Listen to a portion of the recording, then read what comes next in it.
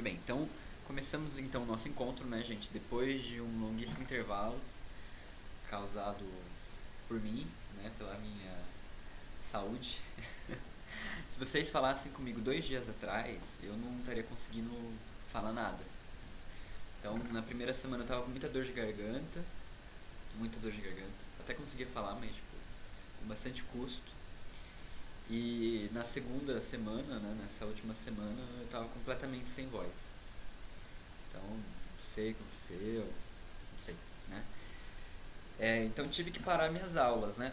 A sorte que eu tive foi que na escola estava em semana de prova, semana de recuperação, então não tive que dar aula expositiva, né? E aí já consegui me poupar um pouco e melhorar, porque se eu tivesse ruim e continuando dando aula, ia ficar ruim pra sempre, né? Tem que ter esse descanso. E aí eu tive que dar uma pausa mesmo, porque sem condições, né? De dar aulas. Bom, mas estamos de volta e na leitura do Fedro, né? A gente vai voltar também com o grupo do Homero, ok? Na semana que vem para ler a Ilíada. E eu vou testar um formato diferente, né? Aproveitando que a gente tem esse intervalo para a gente testar novas possibilidades, né? E aí vocês me digam se vocês preferem esse formato para a gente continuar com o diálogo ou se preferem realmente os outros formatos porque é mais fácil, mais fluido, etc. Né? Como que é esse formato que eu vou testar? Eu basicamente vou pegar o Fedro, ler. Por que eu vou fazer isso agora? Né? Porque a palinódia do Sócrates, esse discurso do Sócrates, ele é o coração do diálogo Fedro. Né? Então é importante que a gente se atente a cada detalhe, a cada, né, movimento ali da argumentação do Sócrates, porque é o centro do diálogo. Né? Então ele vai conectar o prólogo, né, nas margens ali do rio Ilício, que a gente viu o discurso do Lísias e tal, né, com a segunda metade do diálogo, que é uma discussão sobre a retórica, né, sobre a produção de discurso filosófico ou sofístico, né, ou de retórica também, né, como é o caso do Lísias. Então é o coração do diálogo, e por isso mesmo que a gente estivesse fazendo um formato mais dinâmico, eu teria que também me atentar e ler e tal. Então, aí já aproveitando, né, que a palinódia tem essa dinâmica, né, eu vou ler para vocês, e aí se vocês gostarem desse formato, a gente continua com isso nos outros diálogos, né, no restante do diálogo, mas se não, aí a gente volta ao formato de aula expositiva, tá? Tudo bem, gente? Vocês querem perguntar alguma coisa, falar alguma coisa antes da gente começar? Tudo bem? Não, pra mim tá tudo bem. Beleza. Tudo bem, É... Tim. Bom, vamos lá então, né? Então, por que o Sócrates faz a palinódia, né? O que é palinódia? É o discurso de volta, né? O caminho de volta, melhor dizendo. Palin é de novo, em grego, retorno, e Rhodos é caminho, né? Então, palin Rhodos, né? Palinódia, que é o caminho de volta. É basicamente um discurso de retratação, um discurso de desculpas, onde ele vai procurar defender a tese oposta, né? Então, por que ele faz essa palinódia? Porque no discurso do Sócrates, em que ele tentou responder ao Lísias, né, ele tentou defender as mesmas teses que o Lísias, só que a partir de outro ponto de vista, né, ele tentou superar o Lísias, ele cometeu uma falta diante dos deuses para obter honra entre os seres humanos, né, como está escrito no diálogo. Qual foi essa falta? Ele diz que o deus Eros é causador de males, né, mas aí, depois de receber uma mensagem pelo daimon que o Sócrates tem, né, com uma espécie de vozinha, enfim, a gente não sabe exatamente. Depois de receber uma mensagem do daimon, o Sócrates então percebe que cometeu essa falta, porque se Eros é um deus, dele não pode advir nenhum mal. Né? Os deuses, na filosofia platônica, tá? Isso ocorre em todos os diálogos, enfim, os deuses não são causadores de males. Né? Já que eles são divindades, princípios superiores e tal, eles só podem ser causadores de bens. Tá? Então, se Eros é um deus, ele não pode ser causador de males. E aí, então, Sócrates precisa arrumar uma forma de se retratar com o deus Eros, e essa forma é o discurso da palinódia. Né? Então, ele começa o seguinte: olha, considere que o primeiro discurso foi feito por Fedro, né, filho de Pítocles. Então esse Fedro que está dialogando. E o segundo de Estesícoro, né, filho de Eufemo, natural de Hímero. Ou seja, o Sócrates, né, ele se coloca aqui como um reprodutor de um tipo de discurso, de um tipo de sabedoria, né? Porque a gente viu, o Sócrates ele nega saber algo, então quando ele precisa falar de algo de forma assertiva, né, de forma, não digo dogmática, mas de forma concisa, ele diz que ele ouviu isso de outro. No banquete, por exemplo, a gente tem isso com a Diotima, né? Em outras partes do diálogo, dos diálogos, a gente tem isso com outros personagens, né? Mas aqui no Fedro, então, ele usa o Estesícoro, né? Estesícoro foi um poeta antigo, tá? Só que, no final, ele assume a autoria do discurso, tá? No final da Palinódia, ele assume a autoria do discurso e diz que ele, Sócrates, ele é sim especialista em alguma coisa. Então ele sabe sim de alguma coisa, ele tem um tipo de saber. Qual que é o saber socrático que ele assume a fazer no final da Palinódia, né? A gente vai ver, estou só dando adiantamento. Ele assume ser um especialista em Eros, né? Na arte erótica, na arte de amar. E então ele vai dizer isso para o Fedro, né? Relacionando isso com a prática da filosofia, tá? Bom, então vamos lá. Ele começa: não é genuíno o discurso que declara, mesmo presente um amante, dever-se agraciar sobretudo alguém não tomado de amor, por encontrar-se aquele na loucura e esse em perfeito bom senso. Então diz, né, o discurso anterior não é verdadeiro. Por quê? Porque se a loucura fosse simplesmente um mal, teriam sido palavras belíssimas, né? Mas na verdade os maiores bens, quando dados por graça divina, nos vêm mediante loucura.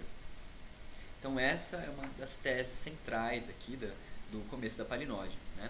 Então o Eros, o amor, ele é um tipo de loucura, mas não é por ser uma loucura que ele é maléfico, porque os melhores bens dos deuses vêm mediante loucura, tá? Tudo bem isso? Está muito diferente da sua edição? Eu não cheguei a ler muito não, Tá. mas tá bom, mas eu identifiquei aqui nessa parte aqui. Isso, bem o comecinho, né? O discurso mais longo do Palinódia, né? Isso mesmo. Tá bom, eu tô lendo aqui na editora, na edição da Penguin, mas aí se tiver muito diferente vocês me avisam, tá? E ele dá vários exemplos, né? Bom dia, Bárbara.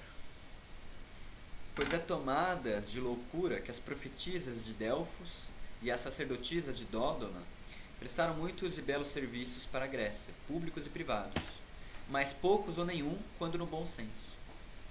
E se falássemos então de Sibila e de quantos serviram da profecia inspirada para predizer muitas coisas e pessoas e guiá-las no porvir, nos alongaríamos dizendo algo evidente para todos. Então o primeiro exemplo que ele dá é das sacerdotisas, que quando proferem as profecias, né, elas estão tomadas de um tipo de loucura, né? De novo, a gente não sabe exatamente, né, o que acontecia, qual era o procedimento da profecia, né? Mas pelos relatos antigos, a profetisa ela meio que estava num estado alterado de consciência. A gente não sabe se um estado induzido por alguma substância, dificilmente seria isso, ou induzido parecido com, sei lá, uma incorporação que a gente encontra na Umbanda ou em outras religiões animistas, né, nesse sentido. A gente não sabe exatamente, mas o fato é que o estado de consciência estava alterado delas, né? Ele fala, olha, quando elas estavam nesse estado de consciência alterado, elas estavam na loucura, né? A palavra usada para loucura aqui em grego é manike, né? A mesma palavra que a gente usa hoje em dia para maníaco. Então, sei lá, ludomaníaco, por exemplo, né? Alguém viciado em jogos. Então, sei lá, tá me fugindo exemplos com essa raiz. Mas tudo que tem esse maníaco, né? Ou mania. Eu tenho uma mania aqui, né? Essa raiz grega da loucura, né? Já ele vai fazer uma brincadeira com essa palavra, inclusive. E poucos ou nenhum quando no bom senso. Aí ele fala também da Sibila, né? A Sibila foi uma personagem antiga que foi responsável por escrever, se não me engano, 13 livros de profecia. Assim, eles foram perdidos, né, ao longo do tempo, mas eram profecias que, segundo os relatos, né, históricos, tiveram muito impacto, né, até a época do período romano. Tá bom?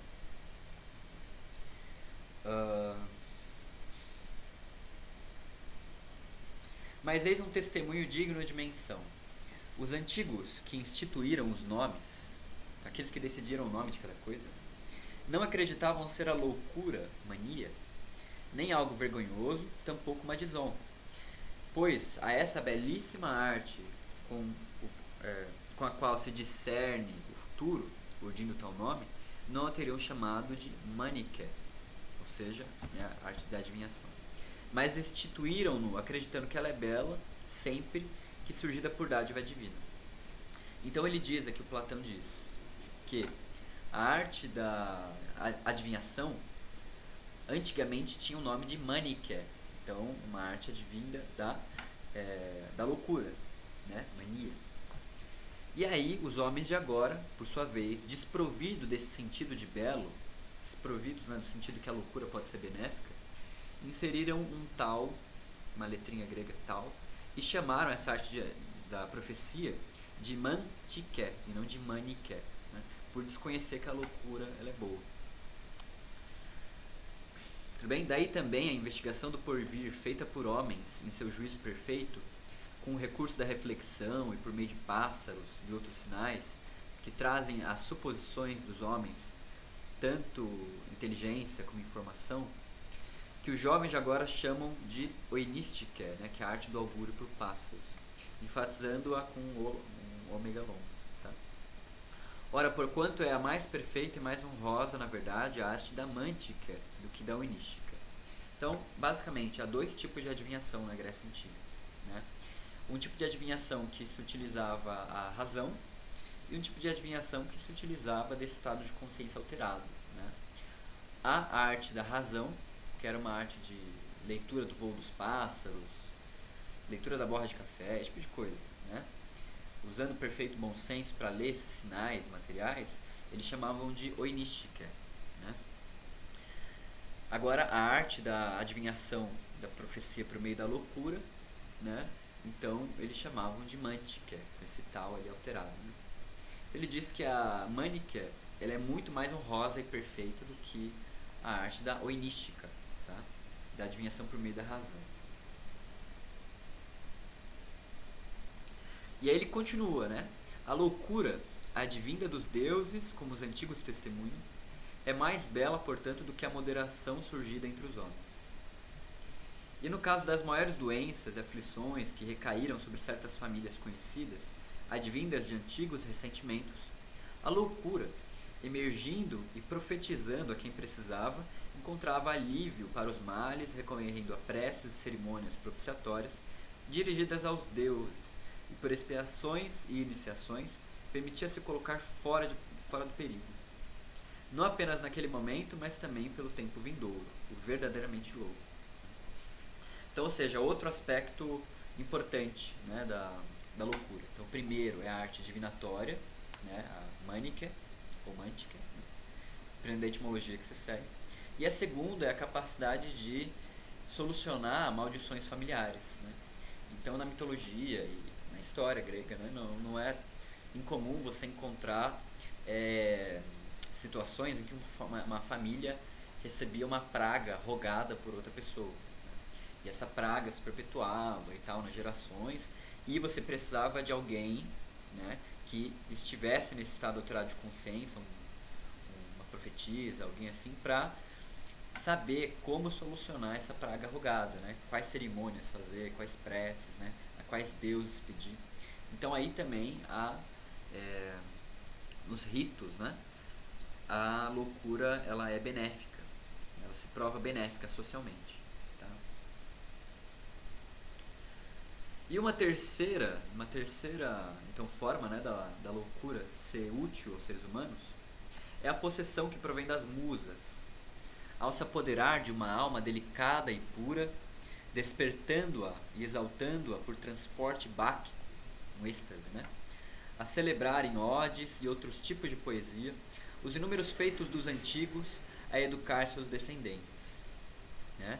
Aquele que se apresentar, por sua vez, às portas da poesia, sem a loucura das musas, como que convencido de ser um poeta unicamente pela técnica, não chegará ao termo da arte.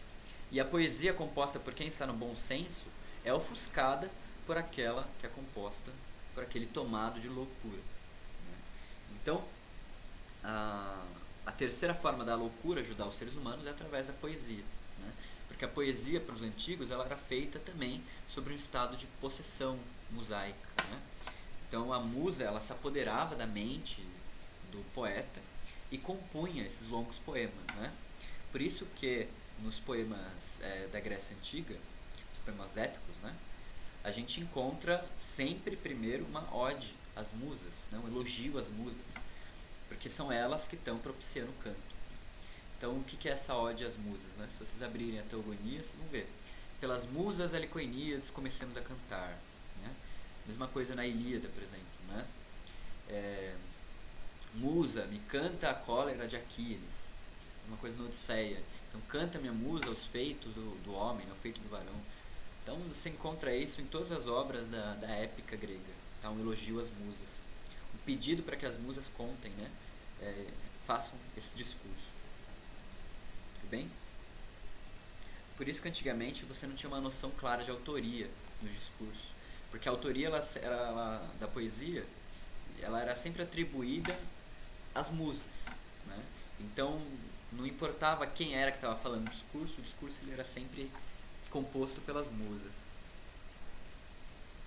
Tudo bem até aqui, gente? Conseguiram pegar? Tudo Sim. bem. Tudo bem? Uma pergunta?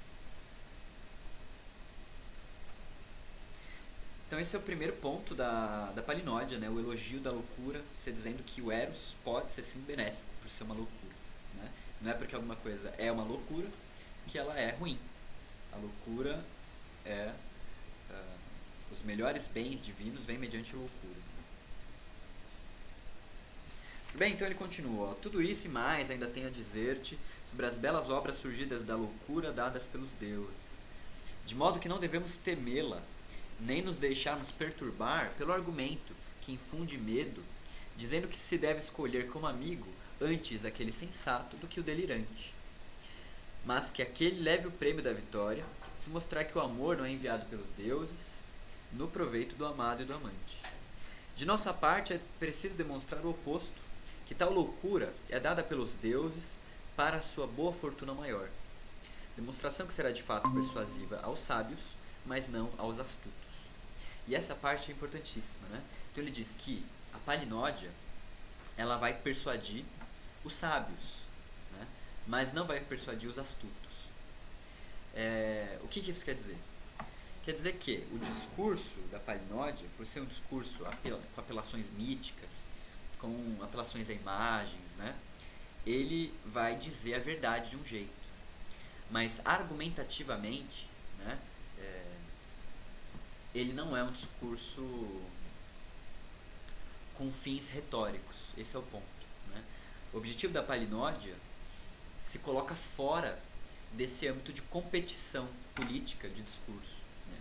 Então, se o primeiro discurso socrático, em resposta a Ulisses, é um discurso competitivo para vencer Ulisses, a palinódia não vai ter esse propósito de vencer alguém no discurso, ou então de ser um discurso, né, forte, coerente, ali com as formas de discurso que são discutidas na segunda parte do Fedro, né, que a gente vai ver também nos próximos encontros.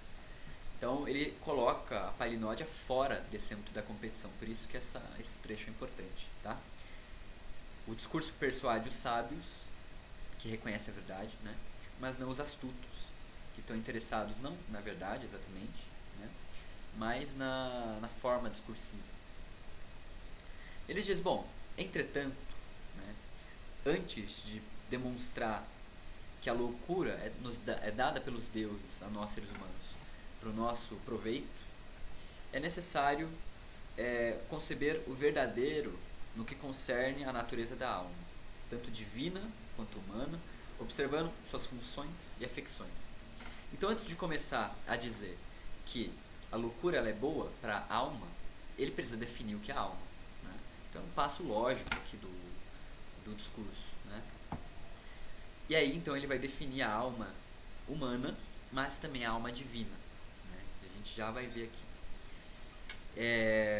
Observando as suas funções e as suas afecções. Afecções aqui também é muito importante, né? Porque a alma, ela tem os seus desejos, né?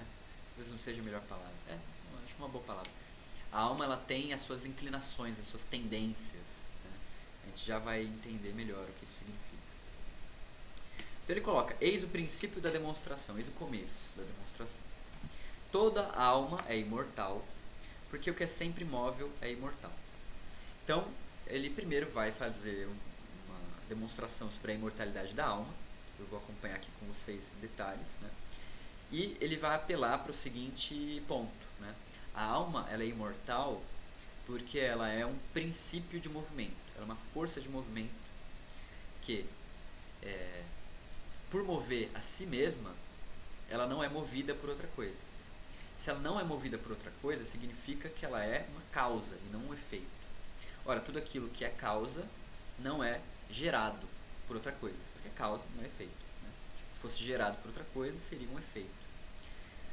Então, pela alma ser não gerada e ser princípio de um movimento, né? ser causa, portanto, né? Ela não pode ser criada, não foi gerada, e também não pode ser parada. Princípio de movimento contínuo, ininterrupto. Então vamos ver aqui como ele argumenta. Pois o que é sempre móvel é imortal, enquanto o que move o outro e por outro é movido, cessando o movimento, cessa também a vida. Aqui, a palavra que ele usa para falar alma é a palavra grega psique. Tá? A palavra psique. Psique, dentre várias coisas, né, é uma palavra difícil de ser traduzida, geralmente traduzida por alma, porque alma também é uma palavra difícil de ser traduzida, né, então meio que fica equivalente. Mas psique, para os gregos, é o princípio que anima a nossa alma, né? Por isso que no latim a alma vai ser anima, também o princípio que anima, né? Então o nosso corpo, enfim, nossa mente, tá bom? Então, psique é o movimento, o princípio que movimenta a nossa alma. E a nossa alma se movimenta em direção ao quê? Né?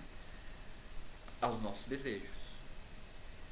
Quem dita, então, os desejos humanos é a alma. É a alma, a psique, que deseja, por exemplo, a prática da filosofia. Quando a psique deseja a prática da filosofia, ela se movimenta em direção àquilo. Então, ela produz uma tendência. Né? Tá? Tudo bem, gente? Tá mais ou menos claro? Eu tô conseguindo explicar bem? Dúvidas nesse ponto? Tudo bem. Tudo bem? Beleza. Então, ó. Apenas o que move a si mesmo, então, por nunca abandonar-se, jamais para de mover-se. E também é fonte de princípio de movimento. É fonte e princípio de movimento para tudo que é movido. Ora, um princípio é algo não gerado, pois tudo o que vem a ser é necessário que o faça a partir de um princípio, mas o princípio de coisa nenhuma. Pois se o princípio viesse a ser a partir de algo, já não seria a partir de um princípio que o viria a ser. Ora, já que não é gerável, também há a necessidade de ser incorruptível. Tá? Pois a partir de um princípio aniquilado, jamais poderia vir a ser nem mesmo a partir de algo ou algo a partir dele, já que tudo deve vir a ser a partir de um princípio. Então o que move a si mesmo é o princípio de movimento. Esse não pode ser aniquilado nem gerado, do contrário, todo o universo e toda a geração parariam ao colapsarem juntos e nunca mais haveria de onde ser movimentado.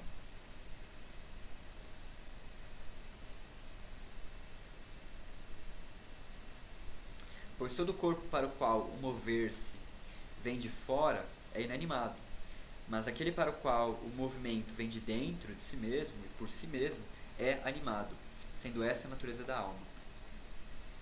Então, tudo aquilo que se move por si mesmo se move por si mesmo por ter psique, por ter alma. Tá? Porque a alma é o princípio de movimento.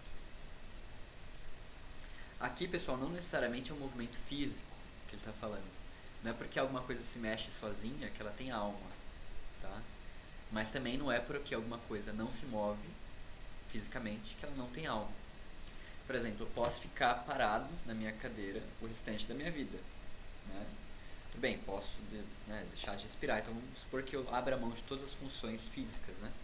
Se o meu pensamento se move, se minha mente funciona, é um tipo de movimento não perceptível aos olhos. Né?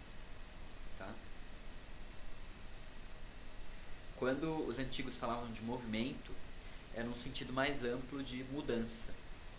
E tudo aquilo que muda tem psique, de alguma forma, né? Porque é a psique que provoca o movimento, a mudança. Não é só um movimento espacial, uma coisa saindo para outro lugar, mas é um movimento de mudança. Então o envelhecimento das pessoas, né? Sei lá, o fato da água bater na pedra e a pedra virar areia é um tipo de movimento, um tipo de mudança. Bem, então tudo que é mudança é o movimento aqui que os gregos estão imaginando.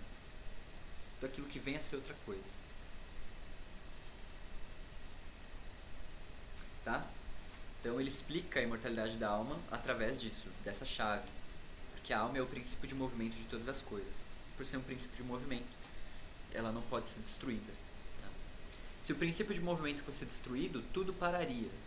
Tudo colapsaria, tudo ficaria parado, estático. Né? Tá? Se a alma pudesse ser destruída. E ele diz, né, acerca da imortalidade da alma já basta. Mas acerca da ideia de alma, é preciso acrescentar o seguinte. E aí que as coisas ficam super interessantes aqui na Palinódia. Né? Ele vai dizer o seguinte, ó. Dizer que espécie de coisa é, realmente, de si mesmo, seria de todo e em tudo uma narração longa e divina, mas para o que parece ser a outra humana e menor. Falemos então desse modo.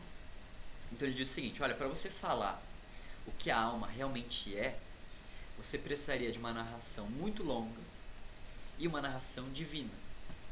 Então, propiciada por algum Deus.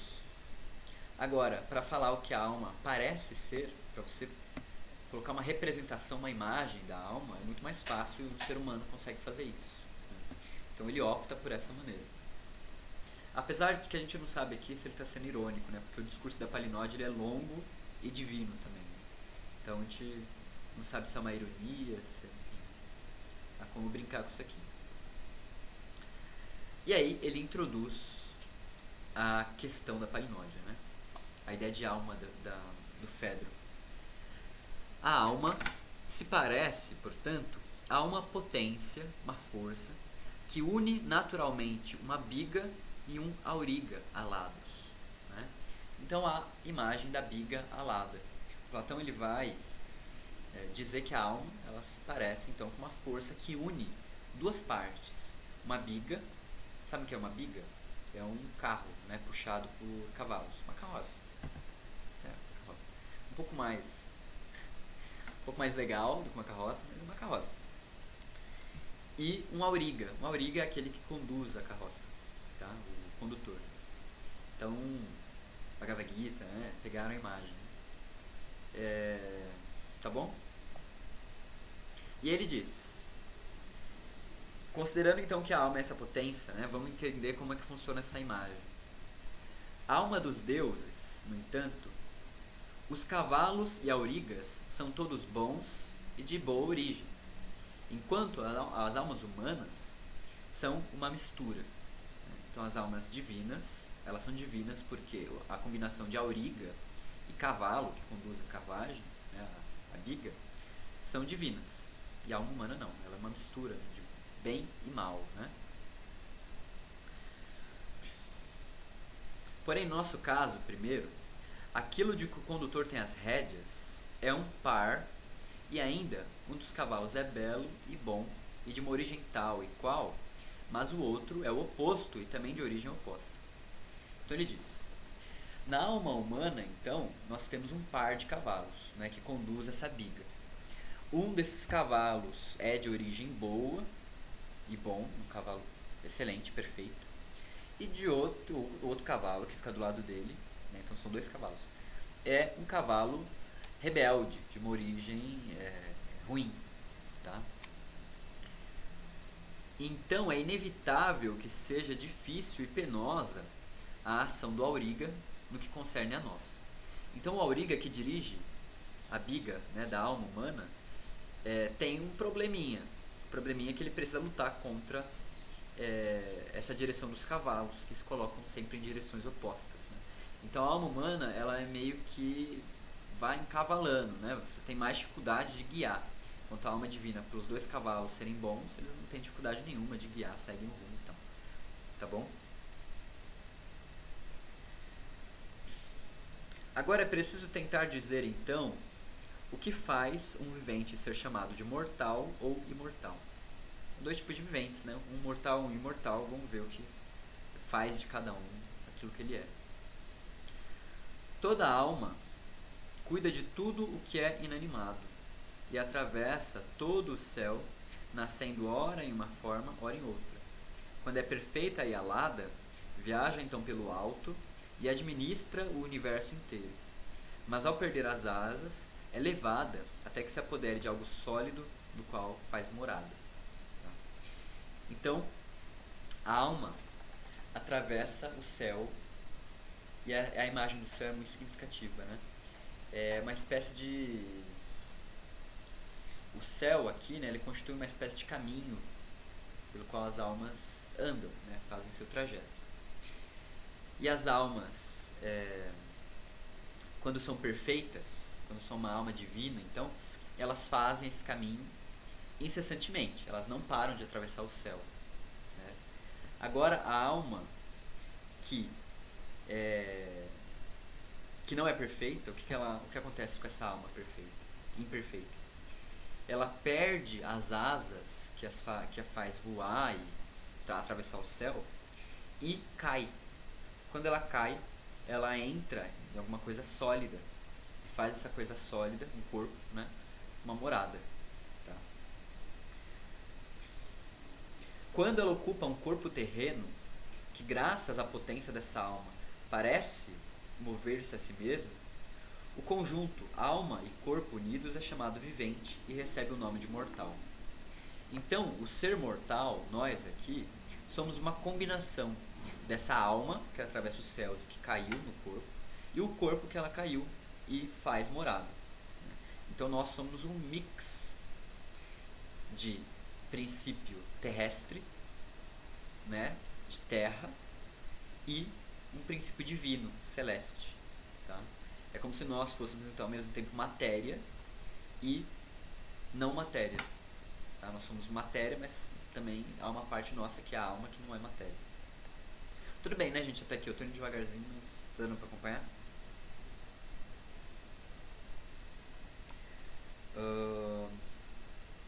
Bom, então esse é o ser mortal, essa combinação de terra e céu.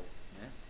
Quanto ao imortal, por sua vez, não se pode dar uma razão por qualquer argumento, mas mesmo sem ter visto e sem conceber o suficiente, forjamos uma imagem do Deus. Então a gente não pode falar do Deus, né? Porque a gente não consegue acessá-lo através da matéria. Mas a gente pode formar uma imagem. Né? Ele é uma espécie de vivente imortal, dotado de alma e dotado de corpo, ambos naturalmente unidos por tempo eterno. Né?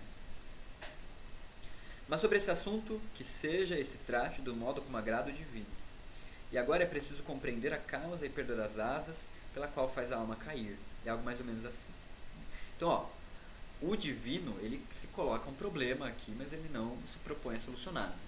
O ser divino, ele não é só alma, ele coloca aqui, né? Ele não é uma espécie de só princípio material também.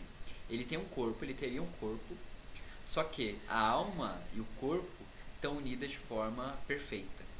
Né? Por isso ele é imortal. O corpo dele não perece pelo movimento da alma. O movimento da nossa alma, que nos faz envelhecer, nos faz mudar, faz, né, aos poucos o nosso corpo envelhecer. adoecer e morrer, né? Agora, o divino, a alma e o corpo dele estão arranjados de uma forma que ele não sofre, que o corpo não sofre com o movimento da alma, tá? Mas ele, de novo, ele não se propõe a falar, então, como isso acontece, né? Por que esse corpo não muda? Ele só diz assim, é sobre esse assunto que se trata do modo como agrada o divino. E aí ele diz o seguinte,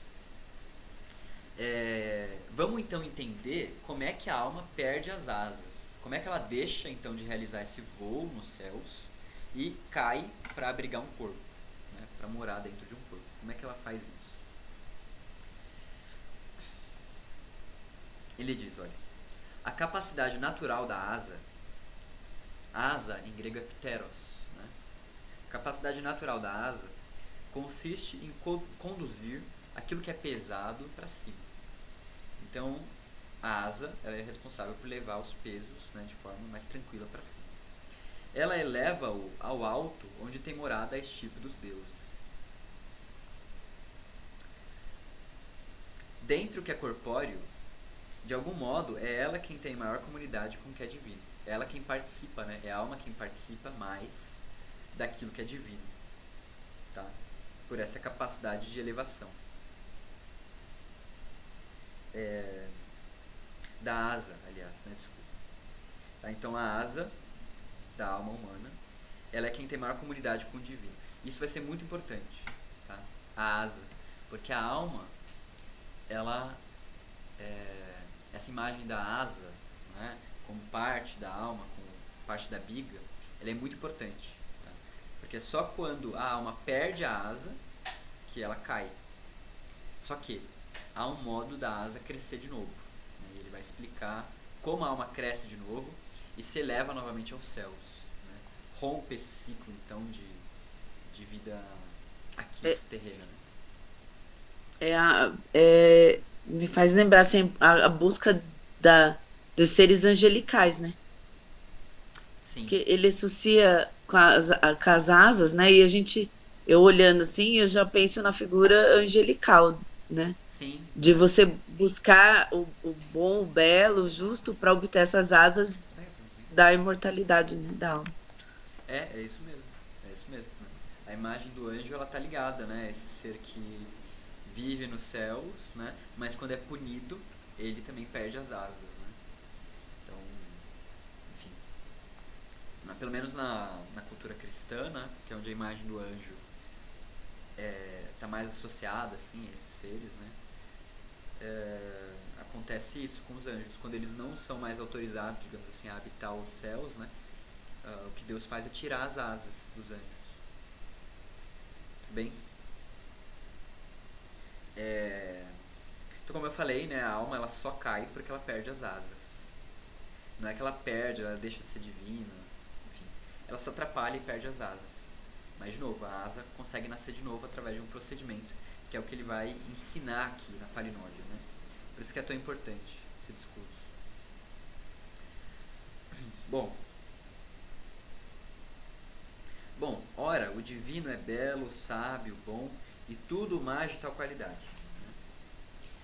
Isso, sem dúvida, é o que alimenta e faz crescer, e mais faz crescer o que a alma tem de alado. Enquanto seus contrários, o feio, o mal, fazem-na definhar e perecer. Então, aquilo que alimenta e faz crescer a asa da alma, o aspecto alado da alma, é tudo aquilo que tem conexão com o divino, porque a parte alada da alma, ela é divina. Então, se a gente toma contato com o belo, o sábio, o bom, etc., né, tudo aquilo que é divino, o alimento para a nutrição, né, para o crescimento da asa, ele se realiza, e o contrário também. A asa se definha se a gente entra em contato com o feio, o mal, etc.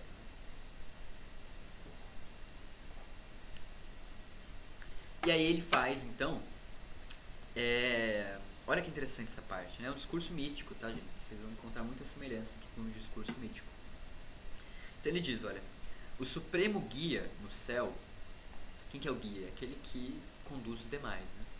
O supremo guia no céu, Zeus, dirigindo um carro alado, Então olha que interessante, Zeus ele também é um auriga, né, que dirige dois cavalos, dirige a bica, enfim, a alma humana ali também, só que Zeus está lá dirigindo. É o primeiro a abrir o caminho, tudo ordenando e sendo cuidado, seguido por um exército de deuses e divindades organizados em 11 divisões. Então tem Zeus e 11 divisões de deuses, né? Pois apenas Hestia permanece namorada dos deuses. Quem que é Hestia? É a deusa do fogo, né? A deusa do lar. Depois os romanos, né, vão fazer uma adaptação da Hestia como a deusa que cuida da casa, né, do fogo da casa. Na mitologia japonesa, por exemplo, esse fogo ele é simbolizado pelo fogo da cozinha, né? Então, em algumas culturas, né, claro, não é tudo, mas há sempre a ideia de que algum fogo dentro da cozinha da casa tem que estar ligado, uma vela, alguma coisa assim. O fogo nunca pode se apagar, porque ele é meio como se fosse a alma da casa, né? Então a Hestia, ela fica namorada dos deuses, enquanto os outros, né, os 12 deuses do Olimpo, vão cruzando esse céu, né, numa caravana mesmo. Todos os outros deuses condutores que se contam entre os 12 comandam de acordo com o posto que cabe a cada um. Então, cada um desses deuses organiza a sua divisão de acordo com o que lhes cabe, com o âmbito de cada deus. Inúmeros e abençoados são os espetáculos e as evoluções, evolução é uma volta, né, que no interior do céu a estirpe dos deuses bem-aventurados percorre indo e voltando, cumprindo cada um que lhe é próprio, seguido sempre de todo aquele que o quiser e for capaz. Então, ou seja, né, aí também tem uma parte muito importante. Então eles seguem, né, nessa caravana, cada deus lidera a sua divisão. E segue a divisão dos deuses toda a alma que quiser e for capaz de acompanhar eles nesse caminho. Então, se a alma for capaz, imagina que é uma corrida, né, de acompanhar o Deus da divisão que ela quer acompanhar, que ela sente motivada a acompanhar, sente o desejo de acompanhar, né, ela faz se for capaz. Vamos supor que você queira participar da divisão, sei lá, de Afrodite. Afrodite está seguindo um passo, segue um caminho, e você não só tem que querer seguir nesse caminho, mas tem que ser capaz de conduzir a sua carruagem de forma a não se perder no caminho, né, por qual ela está conduzindo.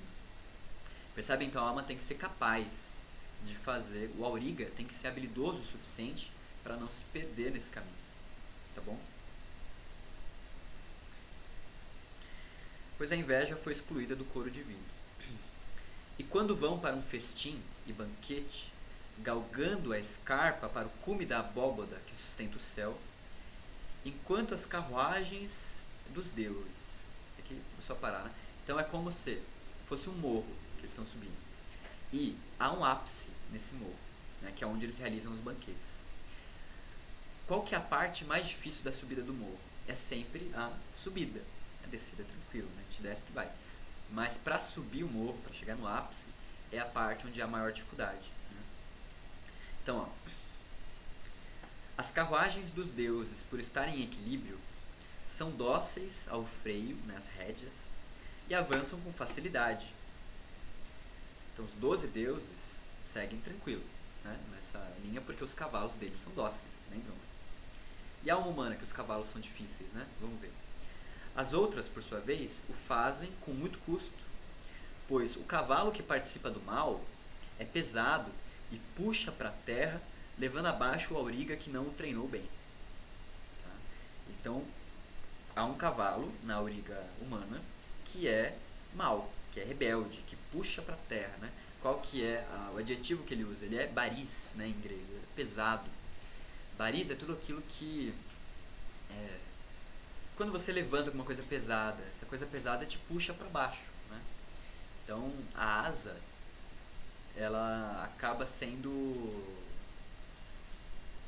muito pressionada, né? O seu braço, quando você levanta algo pesado, acaba sendo muito pressionado. Então se você não treina bem o cavalo, ele vai te puxar para baixo, né? Se você não levanta peso suficiente, quando você vai levantar um peso um pouquinho mais difícil, você vai cair, né? Você vai ser levado para baixo. E isso consiste na mais dura luta e pena para a alma. Então essa é a verdadeira luta da alma, né? A condução desse cavalo que puxa para baixo. Pois as assim chamadas imortais, logo que as almas imortais, né? Logo que atingem o cume, avançam para fora e colocam-se sobre o dorso da abóbada do céu. E uma vez ali, a revolução, o giro da Terra, né, as faz girar enquanto contemplam o que há para além do céu. Essa é uma imagem das mais misteriosas do corpus platônico, né? Então há algo, ok, nós temos o céu divino onde ocorre, né, a morada dos deuses e tal, mas quando eles chegam no cume, eles conseguem contemplar aquilo que há depois do céu, depois da morada dos deuses, né? Isso que há depois do céu, Platão vai falar o que é a ideia máxima do bem, né? Lembram na República que o sol material é o espelho do sol imaterial, né? Então o sol material aqui, né, o sol mesmo pra gente, ele é fonte de todo bem, crescimento, iluminação. É como se então eles pudessem, depois que passam do cume da abóbada, contemplar esse sol original, né, do qual o nosso é espelho. E aí eles recebem diretamente toda a fonte de nutrição, bondade, iluminação. Eles se alimentam dessa fonte, né?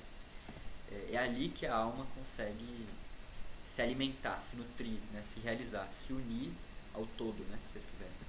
Tá? Tudo bem, gente, até aqui? Tudo.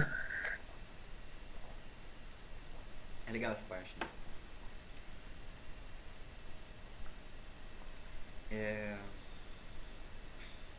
E aí ele diz o que é esse lugar acima do céu, o lugar supraceleste.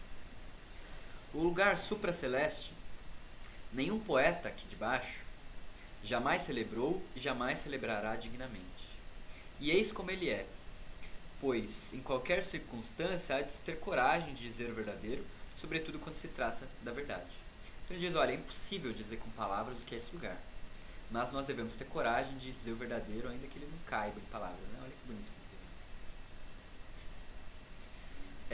A substância que realmente é, então aquilo que realmente é, né? Sem cor, sem formato e intangível, contemplável apenas pelo piloto da alma, o auriga, o intelecto, né? Então aqui ele já diz, o auriga, aquele que dirige a carruagem, quem que é? O intelecto, tá? Aqui eu não tenho certeza de qual é o termo em grego, mas provavelmente é nous, tá bom? É o nous. Aquilo de que trata a classe da verdadeira ciência, isso ocupa o lugar do auriga. Então o nous está sentado ali dirigindo os dois cavalos, né? Já já ele vai falar o que são esses cavalos, tá? Mas vocês que viram a República já estão mais ou menos ligados, né? A alma tem 3 partes, né? É a parte colérica, né? E a parte desejante. A parte colérica, ela é, quando bem treinada, né? Claro, servil à alma, aos propósitos verdadeiros da alma. Enquanto a alma desejante, ela é rebelde mesmo por natureza, e é isso. O máximo que a gente pode fazer é treiná-la, né? Como ele diz aqui em relação ao cavalo. E o posto do que o pensamento de um Deus é nutrido por inteligência e ciência puras, bem como de toda alma preocupada em receber o que lhe convém, quando depois de um certo tempo ela vê o ser é essa ideia máxima, ela regozija-se, bem como nutre-se e deleita-se contemplando o verdadeiro, até que a revolução circular a reconduza ao mesmo ponto. Então ela chega lá, se alimenta, né, dessa fonte primordial, o ser verdadeiro, e continua a sua volta, né, o seu caminho. Ora, nesse circuito, ela contempla a justiça em si, contempla a moderação, contempla a ciência, não aquela vinculada à geração e corrupção, ou seja, a ciência material, né, mas a ciência aqui no sentido de sabedoria mesmo. Nem a que varia do modo como varia o ser, por ora chamado de real, mas aquela que concerne ao ser que realmente é e que realmente é ciência. Então uma ciência imutável, né? Não é uma ciência especulativa, por exemplo, a física, né? A gente tem teoria atrás de teoria e toda teoria é imperfeita, porque ela é falível, né? Ela é aberta à falibilidade. Agora, esse tipo de ciência que ele está falando é uma ciência que não é baseada em teoria, né? Aliás, teoria é uma palavra ruim, né? Quando a gente está falando de Platão. Porque o que é teoria no sentido grego? Teoria é do verbo theorein, em grego, que significa admirar. Então é o que ele está fazendo aqui. Na verdadeira ciência, então, seria teoria no sentido de você ver o que é e é isso, né? Não pode ser expressa em palavras. Enquanto a nossa ciência, ela é basicamente especulativa, né? Ela é uma codificação do mundo. E por ser uma codificação, por ser uma linguagem, ela não pode falar daquilo que não pode ser dito, percebe? Então o ser verdadeiro, ele é algo do qual a gente não pode falar. Por ser algo do qual a gente não pode falar, a gente não pode fazer ciência sobre isso, porque a ciência é uma linguagem. Enfim, isso a gente viu na carta 7, né?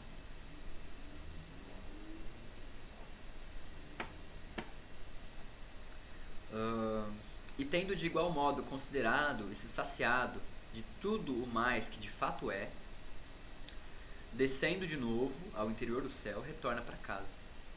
E de volta, o auriga detém os cavalos diante da manjedoura, lança-lhes ambrosia e dá-lhes depois o néctar para beber. Então, quando ele termina de contemplar esse ser, ele volta para casa, descansa os cavalos, alimenta os cavalos. E é isso. E assim é a vida dos deuses. Tá? Esse passeio, sempre contemplando as ideias. Nessa caravana. Dentre as outras almas, aquela que melhor segue e se assemelha ao Deus. E aí é muito interessante essa parte. Olha que coisa, né? Dá pra ver.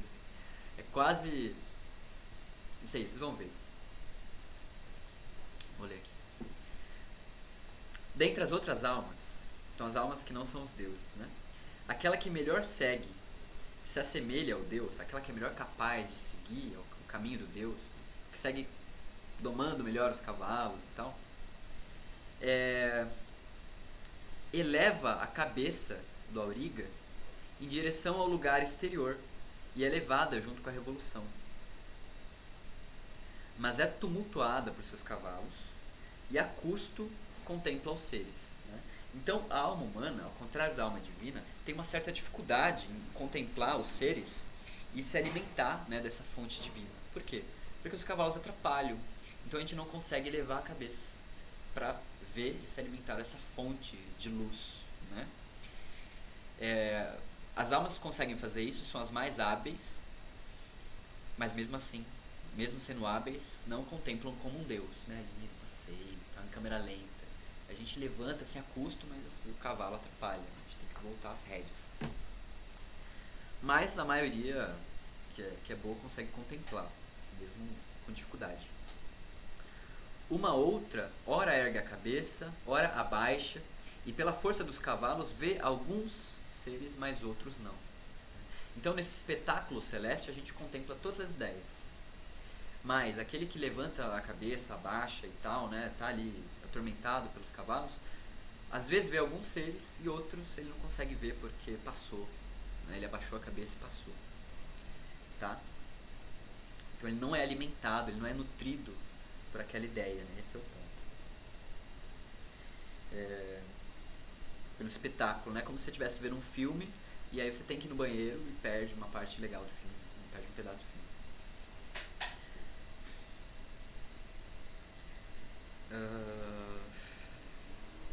As demais seguem desejando todas elas com ardor o alto, mas impotentes, submergem e são levadas juntas na circunvolução, pisando em atropelos umas nas outras, tentando estar uma à frente da outra. Tumulto, combate e suor tornam-se extremos, e devido à imperícia dos aurigas, muitas se machucam, muitas têm as asas quebradas. E todas, tendo muitas aflições, se afastam sem ter alcançado a contemplação dos seres. E uma vez alijadas, procuram alimento na opinião. Então olha que imagem espetacular, né? É uma imagem paralela, se vocês quiserem, do mito da caverna, tá? Da República. Qual que é a questão? As almas que não conseguem levantar a cabeça para o caminho não estar tão suave, elas invariavelmente começam a ser arrastadas pelo cavalo pesado, né? E começam a descer. Nisso, a ordem ali da caravana se quebra e as almas vão se tumultuando, né, nesse caminho. Uma quer subir em cima da outra, uma quer, enfim, né? E aí nesse tumulto, nesse combate, né, gerado pela dificuldade de conduzir os cavalos nesse ponto da caravana, né, algumas almas perdem as asas e não conseguem ver os seres, né, não conseguiram ver os seres, por mais que quisessem, por mais que, né, desejassem. Por que elas desejam? Pela mesma razão que uma criança, mesmo ao nascer, deseja o seio da mãe, né? Porque ali, mesmo que inconscientemente, se ela acabou de nascer, o primeiro impulso da criança, quando nasce, é procurar o seio da mãe. Isso é inexplicável, né? Mas a nossa alma aqui seria meio que isso, né? A gente deseja esse alimento, essa nutrição, né? Então é o mesmo princípio. E quando elas têm as asas quebradas, elas se afastam então dessa possibilidade de se alçar de novo o voo e alcançar a contemplação. E aí, quando elas não sabem, elas não conseguem ver aquilo que estava ali, para que elas recorrem? Para a opinião. Porque um diz que é, que elas ouviram dizer que é, mas elas mesmas não viram. Então elas recorrem à linguagem, né? Para falar daquilo que elas não viram. Mesma coisa, você não viu um filme, uma cena de um filme, porque você tinha ido lá no banheiro. Se alguém te contar aquela cena, não vai ser igual você ver a cena, né? Você vendo a cena vai tirar suas próprias conclusões e tal. Quando você ouve falar da cena, você está sujeito, você está refém da linguagem da outra pessoa, aquilo que a outra pessoa percebeu. E às vezes nem isso que a outra pessoa percebeu, mas aquilo que ela quis te falar, aquilo que ela conseguiu te falar, né? Não é assim? Então é igual, a questão aqui é a mesma.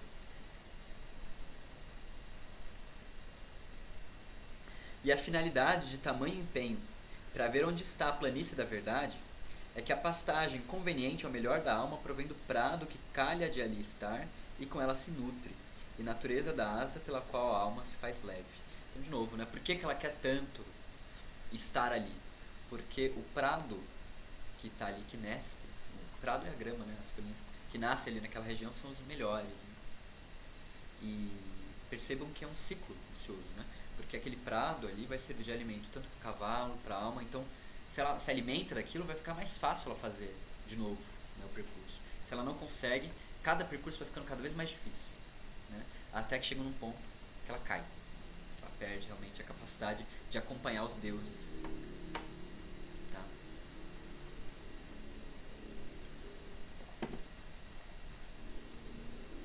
Tudo bem, gente? Até aqui, alguma pergunta?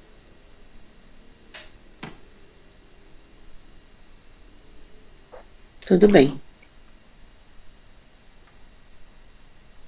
Bom, pessoal, a gente parou aqui em 248C, tá? Na página da editora Penguin, página 101, ali no último parágrafo, tudo bem? Eu vou parar por aqui, acho que a gente viu bastante coisa. Depois a gente continua a palinódia, pode ser? Pode. Então acho que a gente vai se alongar demais. Não tem necessidade. Bem, gente, o que acharam até aqui? Vocês já conheciam esse mito da biga, a Lada? Eu não. Emocionante. Emocionante. Eu Eu também não. emocionada. Muito profundo, Eu conheci né? porque... Muito lindo. A gente fala, né, no espiritismo também um pouco, isso com certeza foi pego de Platão. Isso, Nossa, né? é. Existem duas asas, Muita né, coisa. da moral. A gente ainda fala assim das asas da parte moral e intelectual, né, que a gente precisa fazer um equilíbrio aí, né. Sim. E eu vi um vídeo também muito legal de uma professora da Nova Acrópole falando sobre Fedro, né, quando Gostei também. Eu Então, gostei. daí ela falou sobre, por isso que essa é a segunda vez que eu ouço. Legal. O mito é sensacional, cara. Um dos meus mitos preferidos, assim, do Platão. E é engraçado porque todos os mitos dele se conversam, né? Essa trajetória da Sim. biga, por exemplo, é um paralelo da trajetória da caverna, né? As pessoas presas ali na ilusão. Então, tudo bem? Muito bom, muito bom. Obrigada, viu? Eu que agradeço aí o grupo que vocês estão ajudando a formar. Tudo bem, gente? Então, o que acharam desse formato com leitura? Ficou mais fácil de acompanhar? Pra mim, eu achei que ficou mais fácil. Pra mim tá ok, tá ótimo. Beleza. Por eu Muito ler em uma edição, talvez quem esteja com outra sinta um pouco mais de dificuldade, tá? Mas, enfim, aí se for o caso, a gente vê como contornar isso.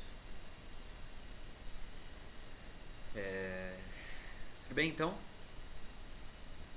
Acho que por hoje é isso, né?